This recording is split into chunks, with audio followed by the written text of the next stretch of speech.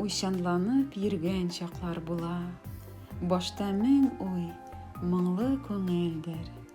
Хатын-кыз үзе бер лабиринт. Аңлап аны мөмкин түгелдер. Хатын-кыз кәефе гел үзгәрә. Көн эчендә бик тиз тирләнә.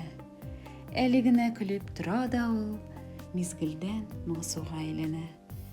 Хатын-кыз ул әллә нинди бер зат. Кайгыра, урынсыз көенә.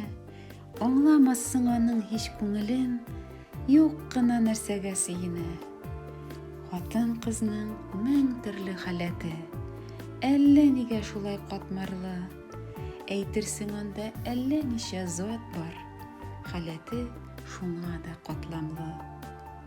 Хатын-кызда мең төрле хис, каршылыклар шуңа тудыра. Акыл белән аңлап бетеп булмый, йөрәгенә барын сыйдыра. Юк, аңларга кирәкмидер аны, яратырга гына кирәктер.